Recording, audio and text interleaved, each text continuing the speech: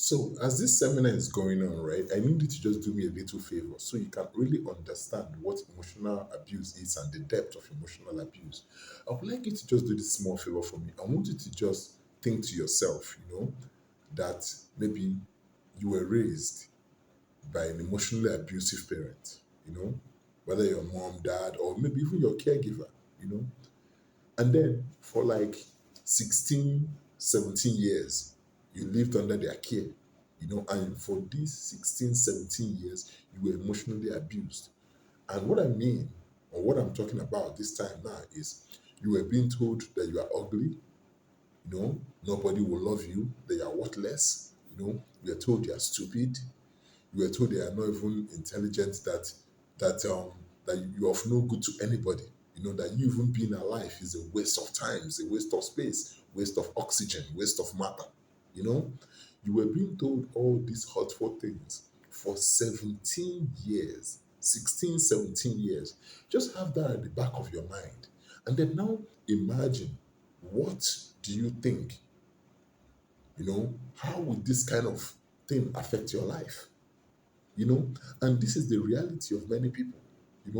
They are with a parent that keeps abusing them emotionally for 15 years, 17 years, 18 years. And the problem with this kind of abuse, and with any form of abuse really, is that they do it so long that you think is a natural thing, you think is a normal thing.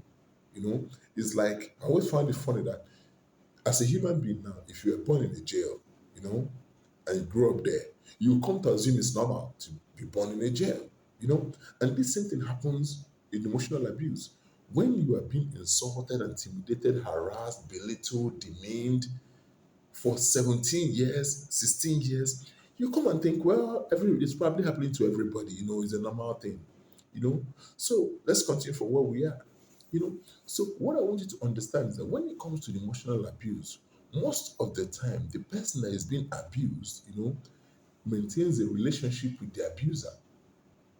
Yes, most of the time they maintain, and one would think that, well, if you're being emotionally abused, you want to distance yourself from the person who is emotionally abusing you. That makes sense. That makes logical sense, right? But the reality is that when you look at human relationship, it's not always logical. Sometimes it's more emotional than logical. You know, most of the time, the person that is being abused stays with the abuser. Number one is because they feel it's normal. They see the abuse as normal. It's not a big deal. They don't even know what's happening to them is wrong. Just like I didn't know that emotional abuse was that important until I started working with children. You know, Number two, like I said, when you have spent 16 years of your life hearing that you're worthless, you're useless, nobody's gonna want you, chances are you buy it. You buy it, and then you feel that it is this person that you are with. You feel that this person that you are with is doing you a favor by allowing you come close to them since you are worthless. Let me say it again. You feel that this person you are with, is doing you a favor by having you stay with them, because a normal person would have kicked you out because you are worthless. You know, just imagine that.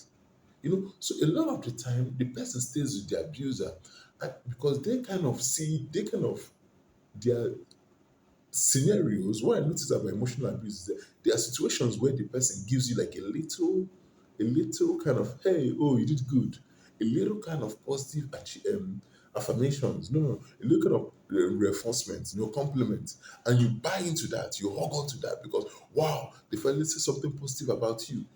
So a lot of time the abuser stays with the abused, stay with the abuser, you know, because somehow they are expecting, or they think that someday their abuser will love them, or they feel that, oh, he loves me, he just doesn't know how to express it. You see that in romantic relationships with women.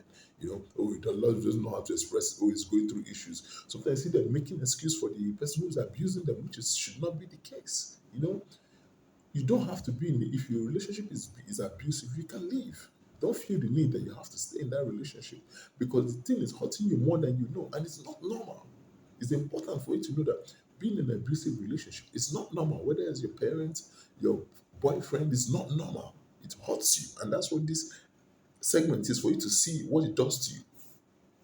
Okay, what you need to know is that when it comes to a child, right, there are some things that you notice that are signs of emotional abuse. Number one is anxiety. A child who is being emotionally abused, they're generally anxious. They are generally anxious of they know that all it takes is a split second and they're in trouble. They're in trouble. That they have made a mistake somewhere and then they are always jumpy and panicky, because they don't know where the next trouble is going to come from. They don't know what they are going to do that is going to set this abuser off. So they feel like they have to walk on eggshells. So another thing again is that they have delayed emotional development, you know, because of they are always under attack and under threat, because they're always under attack and under threat, they feel the need. They feel because they're always under attack and under threat, right? They feel the need to they're not giving opportunity for them to develop emotionally.